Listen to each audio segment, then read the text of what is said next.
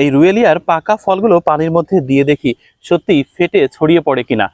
আমার সামনে যে ফুলগুলো দেখছেন এর নাম হচ্ছে রুয়েলিয়া। বলা হয়ে থাকে পৃথিবীর সবচেয়ে লাজুক ফুল হচ্ছে রুয়েলিয়া। এরা সবসময় দলবদ্ধভাবেই ফুটে থাকে।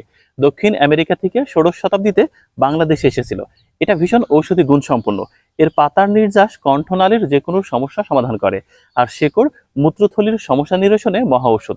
সেটা যাই হোক, আজকে একটা ম্যাজিক দেখাবো। দেখুন মহান আল্লাহ তাআলা প্রাকৃতিক ভারসাম্য কিভাবে বজায় রাখে। এর পাকা ফলগুলো পানির মধ্যে দিলেই চটপট করে ফেটে ওঠে। যখন বৃষ্টি হয় তখন এরা ফেটে দূরে ছড়িয়ে পড়ে, তারপর আবার নতুন করে চারা গাছ জন্মায়। দেখলেন তো রুয়েলিয়া ফুল গাছের বীজ ছুটে কত দূর চলে যেতে পারে। এটা কিন্তু একদম ঠান্ডা পানি, এর মধ্যে হাত দিতে পারছি। আবার ভেবেন না টকবগে ফুটন্ত গরম পানি। দেখেন এর নিচে শুধুমাত্র এই দানাগুলো পড়ে আছে। এরা 20 থেকে 30 হাত পর্যন্ত দূরে ছুটে চলে যেতে পারে। এভাবেই মহান আল্লাহ তাআলা প্রাকৃতিক ভারসাম্য বজায় রাখেন। সত্যি চমৎকার একটা ব্যাপার।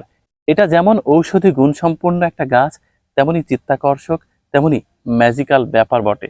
এর বীজগুলো পানিতে দিবেন, চটপট করে ফেটে যাবে। এ কারণে গ্রাম বাংলা মানুষ এটাকে চটপটি গাছও বলে থাকে।